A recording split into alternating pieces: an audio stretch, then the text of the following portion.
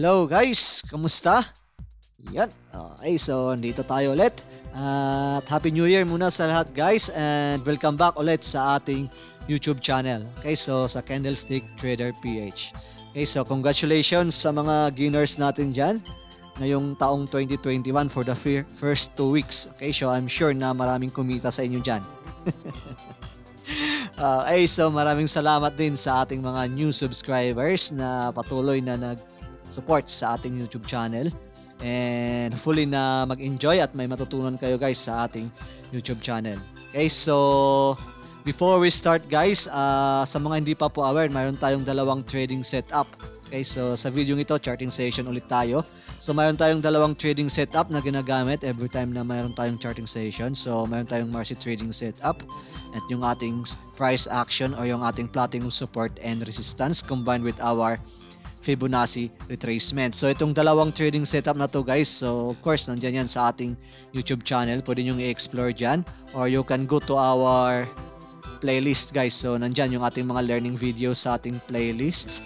And yung makikita nyo yan, nandyan. So, nandyan yung ating market trading setup, yung ating support and resistance, and yung paano natin pagsamahin yung ating dalawang indicators or like RSI and others guys. Okay, so I'm sure guys, itong videos, although hindi pa siya ganun karami yung ating nandyan sa ating playlist, I'm sure na malaking tulong yan sa trading journey guys. Okay, so fully na mag-enjoy at makatulong yan sa pagtitrade nyo. Okay, so sa video ito guys, tingnan natin yung ating mga top trending stocks. Ayan, doon sa ating kaibigan na si Investagrams pa rin. Okay, so nandito ako nagtatambay palagi sa Investagrams. And yan, dyan yung makikita rin yung aking mga charting post. Okay, so before we start with our top trending stocks, okay, so tandaan guys na mayroon tayong important note to remember. Okay, so tandaan natin to palagi na we need to understand and adapt different kinds of market conditions. We need to treat trading as a business. Each time frames have their own different personalities. Always examine first by yourself through research and backtesting. And of course, the final decision will always end into ourselves. And yung ating time frame na gagamitin muna sa ngayon guys is yung ating daily time frame. Okay, so hindi muna tayo mag-proceed sa or mag-check sa lower time frame. So sa position and swing trading muna tayo. So which is daily time frame yung ating titingnan. Okay, so let's start with our local index muna guys. So silipin muna natin yung ating local index. Yan.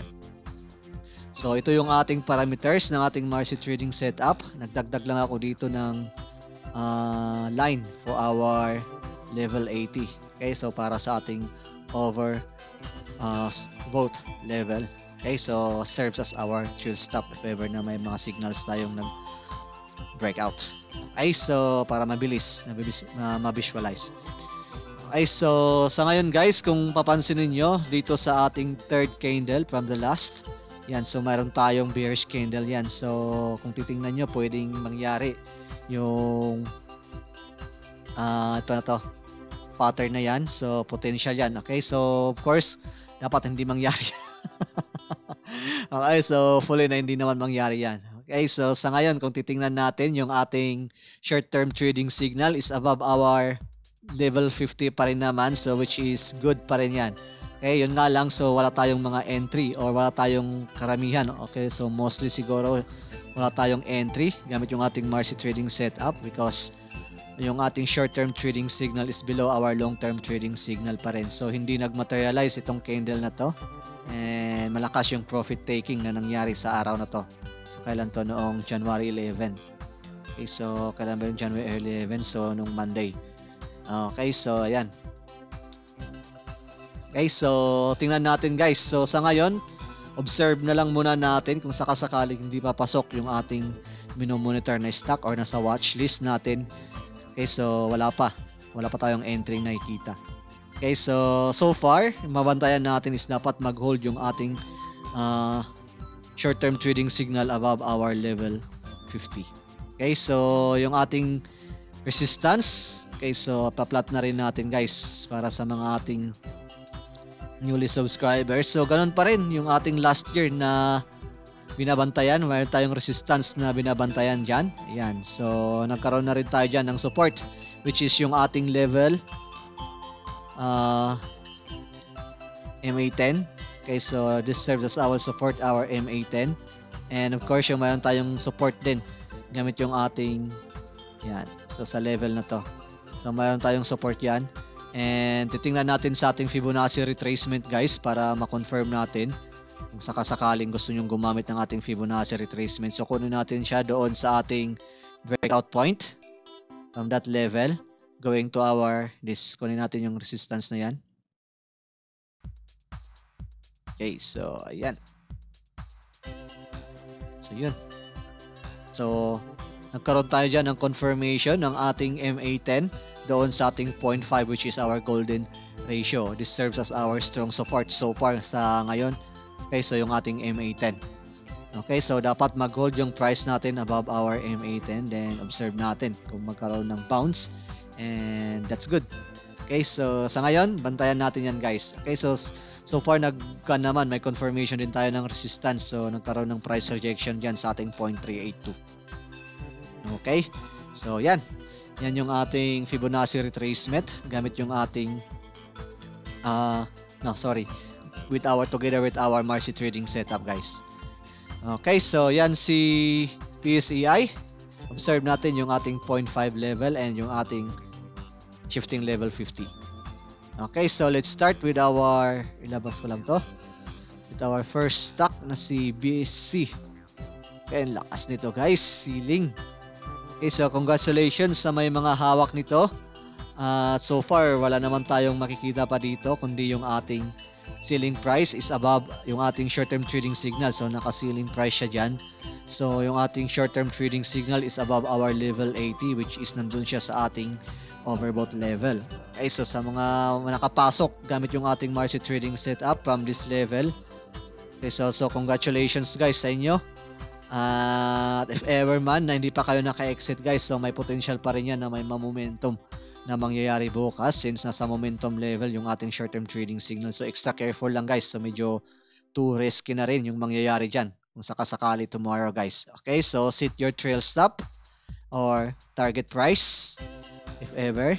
And kung sa mga gusto namang mag-exit, pwede nyo gamitin yung ating short-term trading signal kapag nag-breakdown doon sa ating level 80 or doon sa ating short-term trading signal. So may potential pa rin yan guys na mayroong momentum tomorrow. At kung papansinin nyo guys, medyo malaki pa rin yung nakabid dito sa ating level bid size. Okay, so laki pa rin yan. So may momentum or may potential pa rin yan, baka gap up pa rin yan. Okay, so extra careful lang guys para sa mga papasok dyan. And of course, reduce your time frame dahil medyo too risky na yan kung sakaling mag-momentum trading kayo. Okay, so congratulations. And next is our PHA. Malakas din to guys, from less than peso, then suddenly 2 pesos na. Okay, so resistance currently, yung ating short-term signal is nandun sa ating resistance level. Okay, so extra careful lang. So may mga potential pa rin yan na magkaroon ng pullback and profit taking na mangyayari guys. Okay, so mayroon tayong gap na nangyari dyan. So this serves as our hint. Okay, na may potential na medyo mag-drop yung ating price. Okay, so extra careful lang guys if ever. Okay, so congratulations and set your trail stop upon breakdown doon sa ating level 90. Pwede nyong gamitin yung ating level 90. So, wait. Level 90 natin. Yan. So, pwede natin gamitin yan as our trail stop breakdown dyan. Okay, so observe nyo yan guys. Okay, so extra careful lang. Too risky na rin yung ating stock na si PHA. Okay, so resistance, I think, ano ba yung resistance nito? Yung all time, ay, mataas. Okay, so medyo mataas pa. Okay, so gagamitin natin yung ating Fibonacci retracement from this level and going to our all-time high price. Yan, so pwede natin gamitin as our cut loss point is yung ating 2.46 kung sakaling naka-entry kayo sa araw na to guys. Okay, so extra careful lang. Too risky na rin si PHEI doon sa ating weekly time frame guys. So nandun siya sa overbought level or momentum level na siya. Okay, so cut loss point 0.382 or upon breakdown doon sa ating level 90 or short term trading signal. Depende na rin sa risk appetite nyo. But so far, kung titingnan natin yung mga nakabid dito, so may potential pa rin guys na may yung price is going up tomorrow, and of course set your trail stop na lang. Okay, so yan si PHA sa ating daily time frame and weekly time frame. Okay, so next si APL. Okay, so medyo penny stocks yung ating mga nakikita yan. Okay, so yan si EPL nagkaroon ng so profit taking na nangyari, so medyo malakas at of course yun nasa overbought level na rin yung ating price yesterday. So ayan, nagkaroon na nga ng pullback. At sa ngayon guys, observe nyo na lang muna si EPL kung sakasakali mang gusto nyong pumasok. At sa mga nag-take profit, congratulations, and nasa exit point talaga na yung ating stock na si APL. Breakdown doon sa ating long-term trading signal. Okay, so or trail stop upon breakdown doon sa ating level 80. Okay guys, so congratulations. At kung papansinin nyo, mayroon tayong entry sa bagay. Kung hindi natin to masyadong mababantayan kung sakasakali from the previous months, dahil yan consolidation siya. So congratulations sa mga nakahuli nito. Okay, so bago mag-rally, taas nito guys, congrats. So ilang percent yan? So almost more than 200%, 400%. Okay, so from now is 300. So taas, more than 300%. Okay, so congratulations. And sa mga gustong pumasok, observe nyo na lang muna guys. I think na i-wait nyo na magkaroon muna ng consolidation near to our MA10 and mag-hold yung ating short-term trading signal above our shifting level 50. So medyo matagal-tagal pa yan. Okay, so dapat mag-hold siya above our MA10. Okay, so yan si APL sa ating daily time frame. And si Dito naman, kamusta na si Dito? Okay, so under consolidation na siya. Okay, so gamitin natin yung ating Fibonacci retracement guys, gamit doon sa ating breakout point. So I think mayroon akong ginamit dito. Ayan. So mayroon tayong confirmation doon sa ating support sa 0.382 or yung ating MA10. So dapat na magkaroon ng breakout or mag-hold yung ating price above our MA10 or Fibo level 0.382. So tingnan natin yan guys, observe natin. So sa ngayon si dito wala pa tayong entry. Okay, so yung ating short-term trading signal is below our long-term trading signal pa rin. So bantayan nyo na lang muna guys. At congratulations. So last year sa mga nag-abang dito, yan yung ating binantayan. Okay, na kapag nag-break out siya dyan, then at mag-materialize din yung ating price above our MA10. So that's a good entry. Okay, so ayan, nag-rally siya. So okay, so kahit i-review nyo yung ating previous charting session, so ito yung ating binabantayan na kapag nag-break out. And yun, congratulations. At ngayon lang nagkaroon dito ng exit guys. Okay, so sa level na to, nice, taas yan. Okay, so sa ngayon, observe nyo na lang muna guys at hintayin natin ulit na magkaroon ng breakout yung ating price above our MA10 and our short-term trading signal above our long-term or ating level 70 gamit yung ating Marcy trading setup. Okay, so support na ating babantayan is yung ating 0.5 gamit yung ating Fibonacci retracement. Okay, so yan guys ha. Okay, so next si ASEN. Ayan, si ASEN. Okay, so natapos na rin yung application for the SRO. Okay, so yan, maraming nakapasok at maraming ding nag-exit. Okay, so sa ngayon guys, meron tayong consolidation na mangyayari na may potential na mag-consolidate siya. Titingnan natin yung trading range. Okay, so ito na ang ating babantayan as our trading range na. So kunin natin siya doon sa ating pinaka-support level. Yan, so for example, ito yung ating support. Ayan yung ating Fibonacci retracement.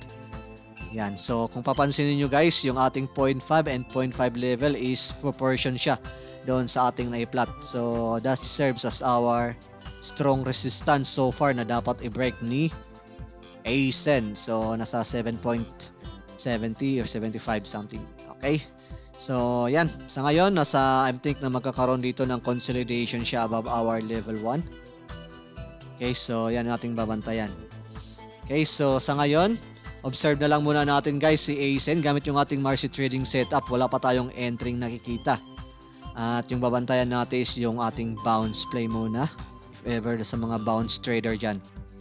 Okay, so may potential na magko-consolidate na to si ASEN.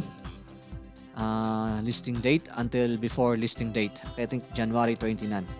And after that, then that's the time na observe natin ulit yung ating price action kay ASEN.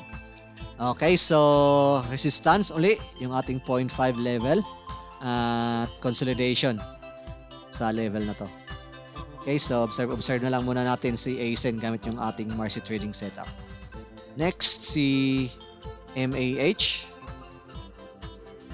Okay, so si MAH nagkaroon dito ng gap up and then profit taking and then nagkaroon ng consolidation of volume. Okay, so tingnan natin yan guys. Okay, so anong price ba siya nag-end? 0.54.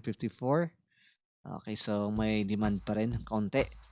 Okay, so sa ating MAH, yung ating short-term trading signal is above our level 80 pa rin. So nasa momentum level na siya. So extra careful na lang guys muna.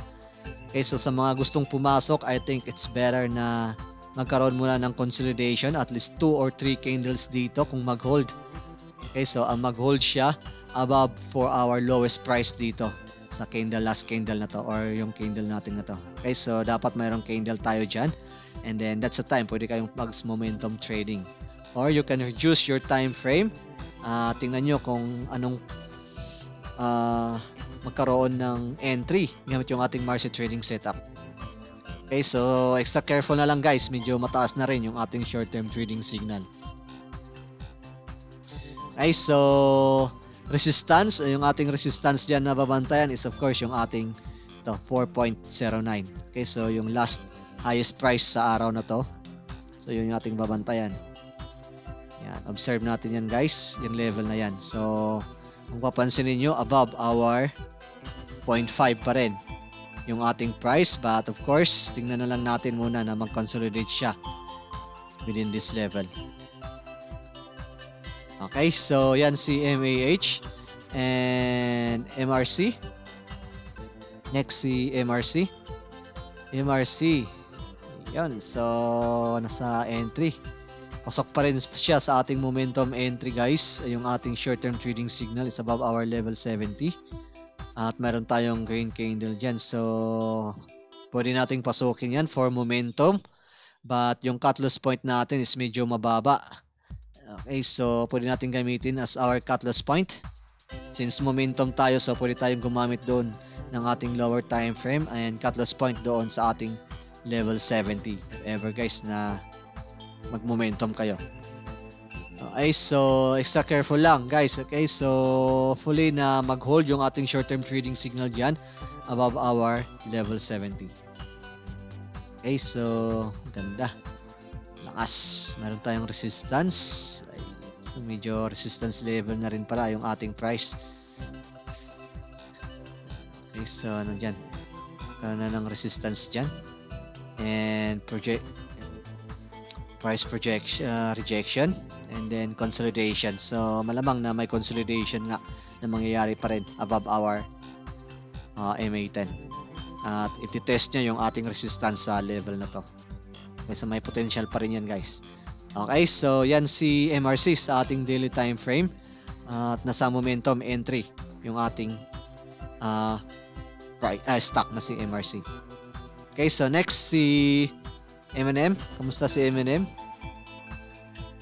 Ayan, medyo profit taking and under monitoring pa rin guys. So wala tayong entry nakikita. At yung ating short-term trading signal is below our long-term trading signal. And the same time, yung ating price is below our MA10. So relax na lang muna guys at observe na lang muna natin. Okay, so wait natin na mag-materialize yung ating price above our MA10 and yung ating short-term trading signal above or breakout doon sa ating long-term trading signal. So support nating babantayan is from this level guys. So tingnan natin kung mag-hold niya yan, kaya niyang i-support. Or kapag nag-breakdown yan, so yung next support natin na babantayan is obviously sa level na to. Okay, so dyan na tayo mag-aabang kung sakasakali man na hindi mag-hold yung ating price sa level na to. Okay, but so far yung ating short-term trading signal naman is above our shifting level 50. So may signs pa rin yan na potential pa rin yan na mag-bounce above our support line na to. Okay, so yung resistance, so yun pa rin. Yung ating resistance is from this level guys. Okay, so congrats sa mga nakapasok dyan sa ating bounce play. Okay, so nagkaroon ng bounce play dito. And then, okay, so under consolidation na yung ating stock na si M&M and let's wait na mag-materialize ulit yung ating Marcy setup. Okay, so next is si Tech. Si Tech ang bottom picking natin na stock. Okay, so kung nahuli nyo to si Tech guys, so nagkaroon tayo dito ng breakout dati and then ni-revisit nyo ulit and then boom, nag-bounce na siya ulit dito at nagkaroon ng confirmation of volume na rin. So congrats sa mga may hawak nito. Yan, so mayroon tayong consolidation of volume yun nangyari dyan. And then yan, so consolidation na siya. And next resistance nating babantayan is yung ating level ito. So medyo malayo pa yan. So may mga consolidation pang mangyayari dyan. Okay guys, so yan yung ating babantayan. And so far nasa entry pa rin. Nasa entry na yung ating Tech na stock gamit yung ating daily time frame. So pwede nating pasukin yan guys. And pwede nating gamitin as cut loss point from this breakout point naman. So initial support natin yan. Okay, so this serves as our cut loss point kapag nag-breakdown siya sa support level na to. Okay, so congrats sa mga nakapasok dyan from this level. And cut loss point upon breakdown ng ating short-term trading signal or sa ating breakout point sa level na to. Okay, so yan si Tech sa ating daily time frame. Bantayan na lang natin guys. Okay, so pwede natin pasukin yan for our momentum play. Preparation for our momentum play upon breakout doon sa ating level 70. Okay, so last is si IDC. Kamusta si IDC? Nice. Okay, so congratulations. At nagkaroon tayo ng entry I think yesterday. Ayan, so yeah. Yesterday at nag-hold yung ating short-term trading signal above our shifting level 50. Ayan, so dito sa level na to, kung nakapasok kayo dito near our MA10, so congrats guys. At may volume siya. Okay, so tingnan natin kung kaya niyang i-break yung ating level 70 that serves as our resistance sa ating RSI sa ngayon. Okay, so tingnan natin kapag nag-breakout yan, pwede kayong pumasok as momentum play and observe nyo muna kung bago kayo pumasok guys. Okay, so extra careful lang muna. At once na nag-breakout or nag-price rejection siya din sa ating level 70, so abangan nyo yan near our MA10. And as long as na mag-hold din yung ating short-term trading signal above our shifting level 50, so that's still good. Okay, so congrats guys sa may hawak nito and nasa consolidation na yung ating stock na si IDC. So from this level to this level, so that's good. Okay, so extra careful nga lang kapag pumasok kayo for momentum play. Okay, so yun lang. So yun lang guys. Hopefully na may nakuha kayong idea. At lagi nating tandaan na yung ating trading is all about probabilities. Okay, so if you stick to those higher probability trades, then there's a better chance of coming out ahead in the long run. Okay, so thank you for watching muli sa ating video. Okay, so this is my first video for this year. Please subscribe and share guys sa mga gusto nyong pag-sharean yan baka sakaling may makuha silang opinion or idea. And comment down your questions or any request guys is highly appreciated. Okay, so maraming salamat muli guys and have a nice day.